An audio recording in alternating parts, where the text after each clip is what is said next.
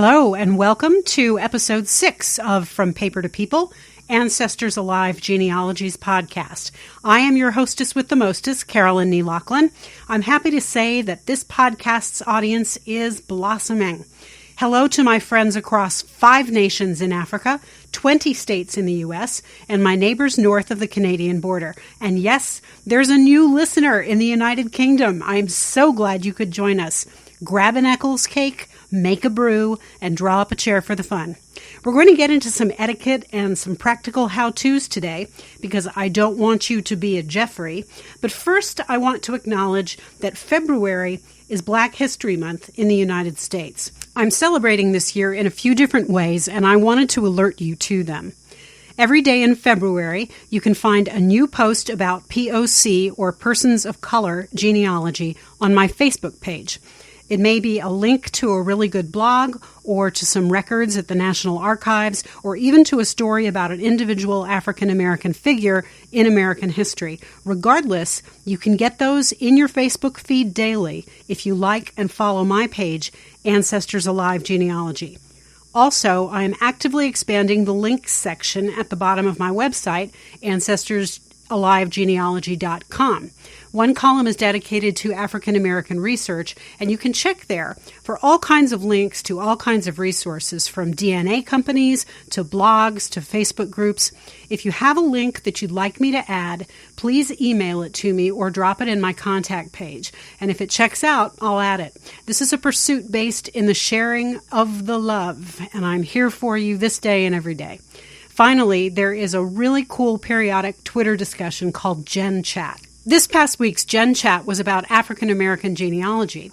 You can find all of the associated posts by searching the hashtags GenChat, GenChat, and POC genealogy on Twitter. Some really great, knowledgeable researchers participated, including Angela Walton-Raji, Robin Smith, Renata Sanders, Dante Eubanks, Nika Sewell-Smith, and Melissa Barker. In this thread, I also found a tasty genealogy YouTube livecast called Black Pro Gen. See all of these people and resources for some great information concerning African American or POC genealogy. But keep in mind that this isn't just about February. Every month is Black History Month because Black history is American history. Now, to this week's business. You're going to learn how harsh I can be because there are do's and don'ts in genealogy, and I feel pretty strongly about them, so get ready. When using online genealogy sites, there are a number of ways in which we have to dress for success. First, we have to treat ourselves, our research, and others with respect. Second, we have to input correct information and use the historical record as evidence to back up our assertions. I've been surprised to find that people buy expensive memberships in family tree websites and don't seem to understand that these things are prerequisites for success. You can unlearn bad research habits, and you can even improve your manners if you want to. So if you don't want to lose your money on your Ancestry membership, keep listening. As I said up front, I don't want you to be a Jeffrey. What does that mean? Let me tell you the cautionary tale of Jeffrey. His real name isn't Jeffrey, it's something else, but for the sake of the story, let's just say it is. Periodically, as I'm sure you do, I get a message on Ancestry requesting access to a tree. It's not surprising.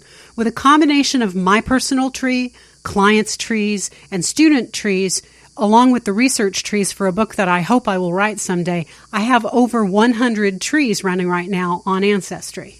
And unless my clients or students want their trees to be accessible, I keep those private as well, for reasons that I'll discuss in a minute.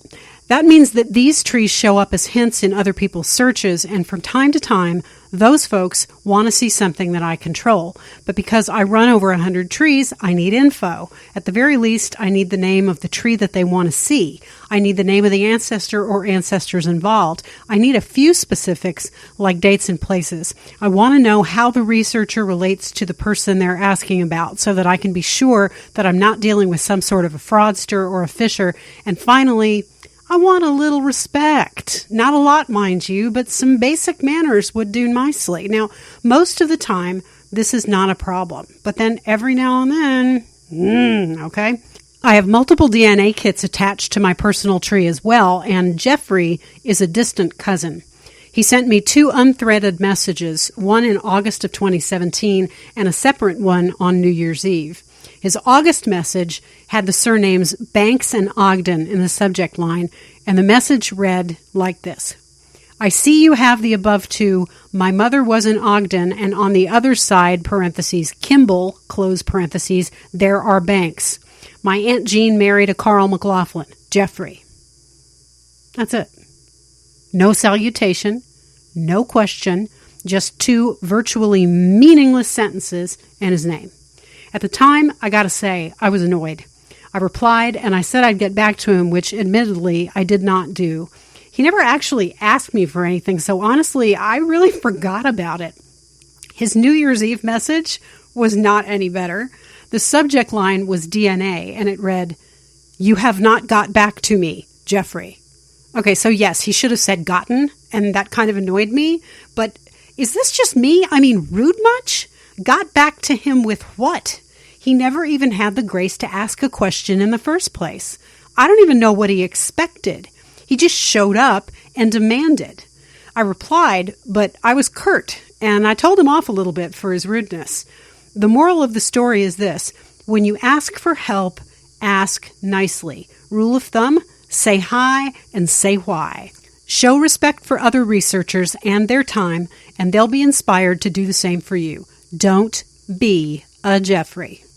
With online etiquette in mind, another important part of working in Ancestry is personalizing your profile. For those of you keeping track, this isn't applicable to Family Search because the nature of the site is different. As we discussed in episode 5, Family Search is one world tree with one electronic version of every person who actually lived on the planet. A Family Search account gains you access to that world tree, but it doesn't do much else. You don't have a public profile on Family Search, just the ability to do work on site. On Ancestry, however, your tree is your own to edit and to share or not as you wish from your own account and from your own profile.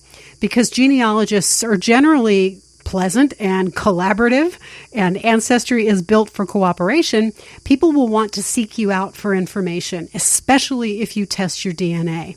You want to be recognizable as a person who can or is willing to perform certain kinds of tasks in your geographic area, or to participate with others in other forms of research. That means you want a username, a photo, and a description of yourself that is as useful to others as possible. The best practice is to take time on Ancestry just to create or update your profile. Forget about the research for a minute. Just work on that profile. Your username should reflect your real human identity. Add a good, clear headshot photograph of just you. If you want people to recognize you on Facebook, use the same profile photo on Facebook and in Ancestry. That has actually helped me to find cousins.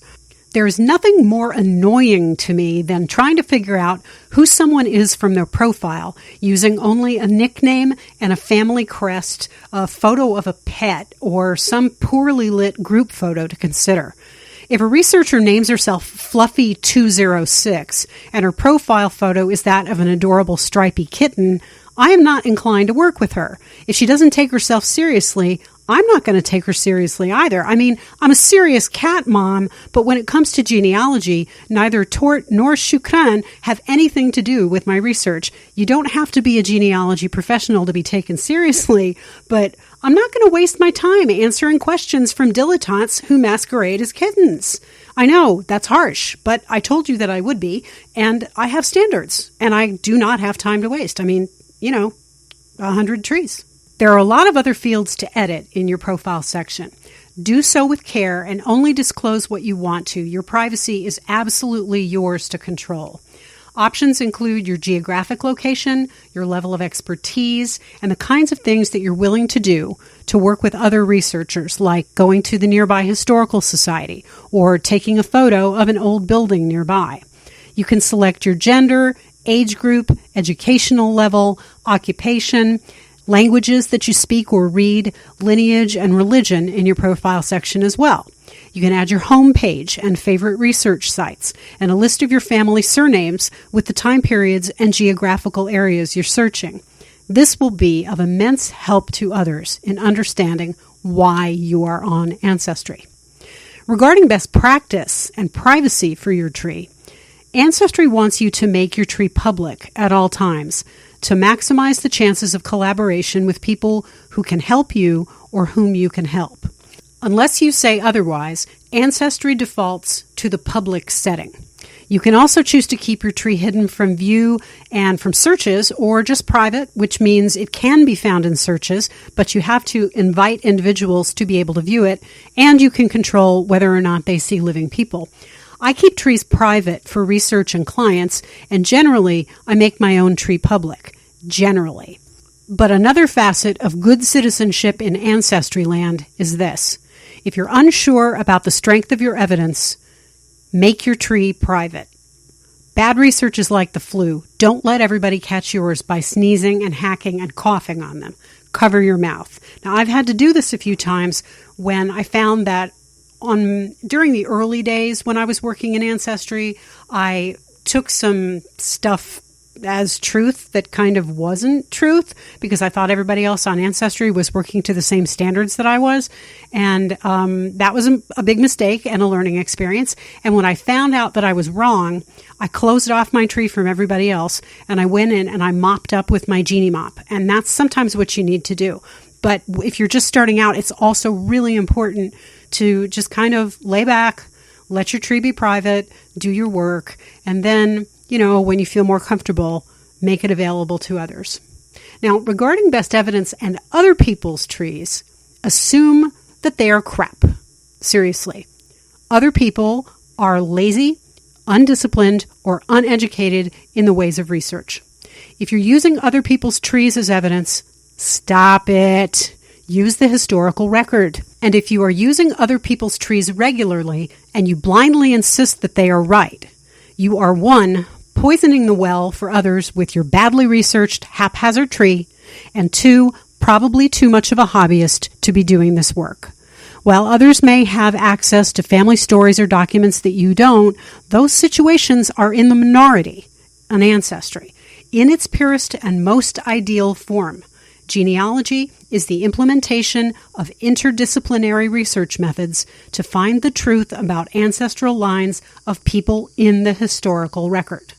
While we do tap into folklore and other private records like letters and Bibles, genealogists are in the business of proving things. Do not blow up other people's work by making willful, unforced errors in your own tree and then letting those errors float out into the interwebs. Have I been mean enough? Good. More best practices. If you have your DNA, build a tree and attach your DNA to it. If you need help doing this, contact me and I will help you. If you have a tree and you can afford to do so, get your DNA tested. You can get 10% off an Ancestry DNA test at my website every day of the year. It's not just for you. You might well be able to use your research data and skills to help your cousins.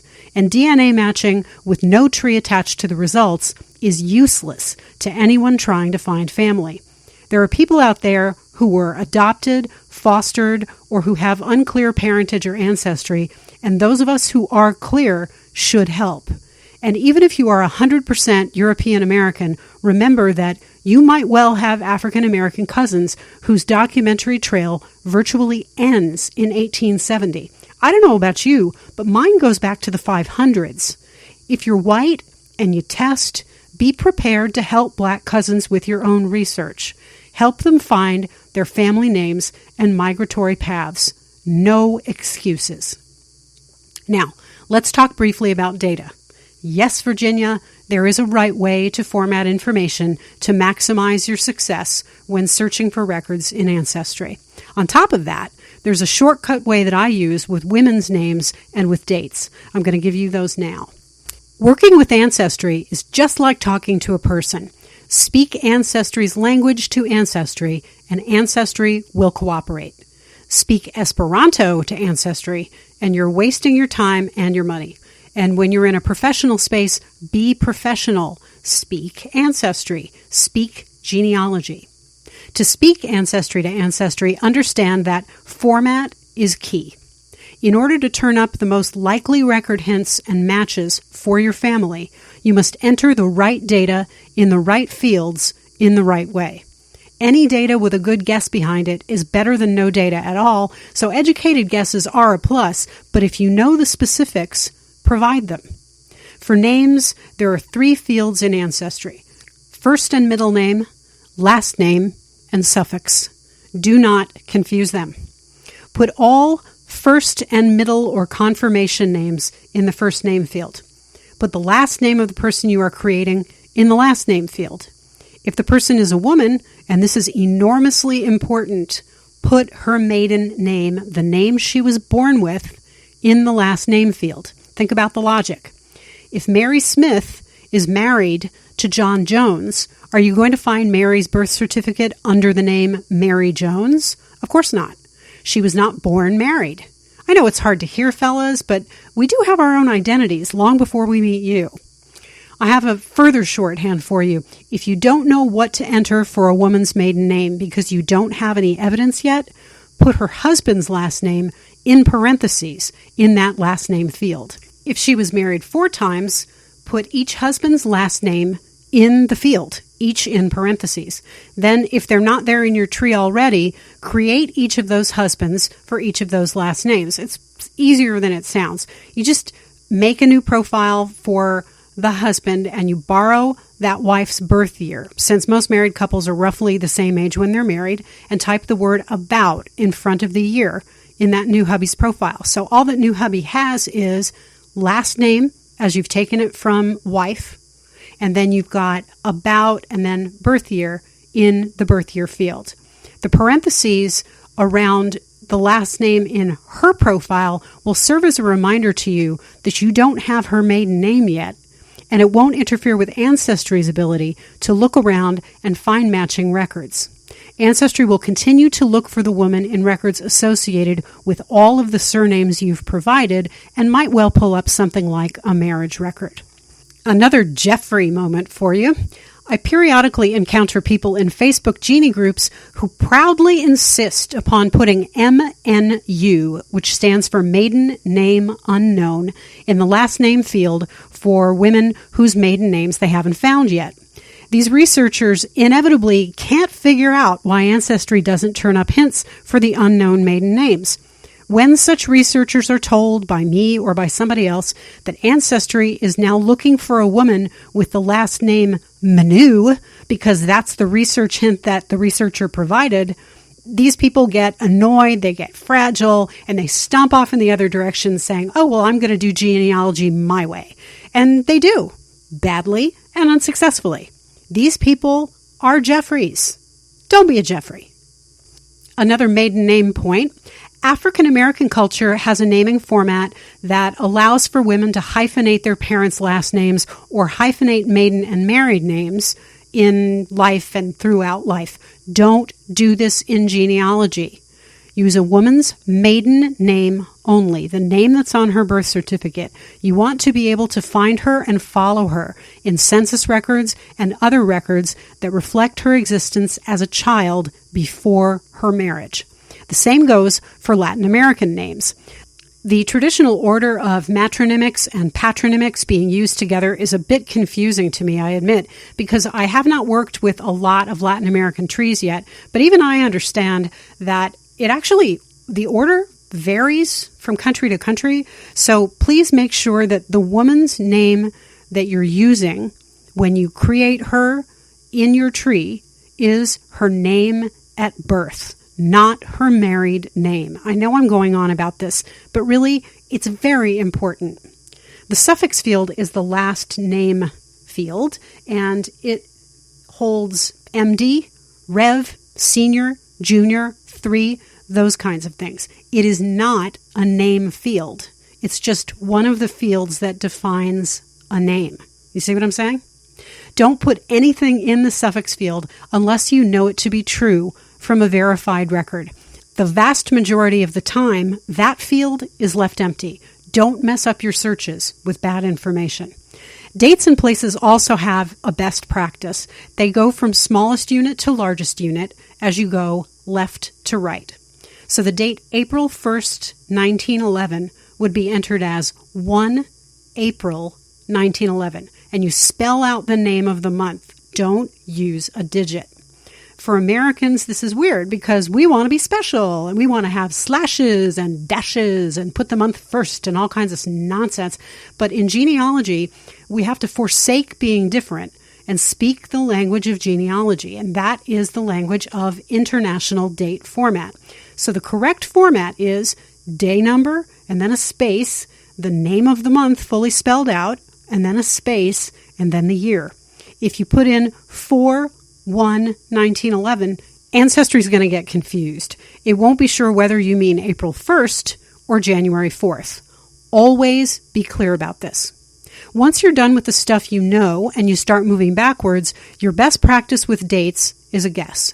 If you don't know a parent's birth year, go backwards 20 years from the birth year of the oldest child whose data you have and enter the word about in front of that year. If your grandpa was born in 1911 and you don't know about your great-grandparents' birth years, subtract 20 and then just round it to the nearest 5 or 0 year that would allow for an appropriate childbirth age. That's usually what I do. So 1911 minus 20 is 1891. There I would just enter the word about and then a space and then the digits for 1890, 1890 as the birth year for both of the great-grandparents. That will give Ancestry food for thought. And without estimated years, Ancestry spins out over too many possibilities. It goes crazy. Places also go from smallest unit to largest unit. They go town, comma county, comma state, comma country. If you know nothing else, enter the country of birth or death. It will help Ancestry to narrow its search parameters. So, what have we learned today? First, rudeness and vagueness are avoidable, so don't be a Jeffrey. Second, incomplete profiles are avoidable, so don't masquerade as a stripy kitten. Third, there is a right way to enter data, and there are shortcuts that will bring up more hints and create stronger search parameters for Ancestry when researching women. I'm going to close today with a bit of an NPR moment, an NPR fundraising moment. I'm happy to say that I have my first Patreon supporters. Lori Collier and Dave and Jane Richards have signed on as financial supporters for the podcast, and I am very grateful. In a future episode, Lori will be coming on the show to discuss the particulars of how I won her over from working exclusively with Family Search to working with Ancestry and Family Search together. And you know that's my thing. David will be a guest on my first tree reveal episode. If you want to join these lovely folks in supporting this podcast for as little as $5 per month, please go to patreon.com/ancestorsalive and sign up. It takes me about 7 hours to assemble an episode, sometimes 8, depends. My teaching rate is $50 per hour, so if you do that math, I need $350 per episode or $1,400 per month to break even on creating this podcast. And if we're counting my hourly rate as a researcher, you can double that. Now, it's not that I don't love teaching you guys, because you know that I do, but every little bit helps to pay my way. A girl's got to feed the cats, right? Shukran and Tort love their fishy food, and fishy food ain't free. I hope you'll consider the value of this podcast to you as you come back for more episodes. And of course, I do hope that you keep coming back. Thanks so much for listening today. If you podcast and you want groovy theme music like mine, and who wouldn't, email my good friend Kurt Brady at curtisbrady@yahoo.com. Tell him I sent you. He can hook you up with original music in rock, blues, country, folk, most any genre that you can think of. As for me, you know me. I'm around. You can find me online at AncestorsAliveGenealogy.com and on Facebook at Ancestors Alive Genealogy. Follow me on Twitter at Ancestors Alive and on Instagram at Ancestors Alive Genealogy. If you have a request, a dispute, a book recommendation, or you just want to say hi, you can contact me at AncestorsAliveGenealogy@gmail.com. Have a great week. Do your research. Don't be a Jeffrey. And above all, expect surprises.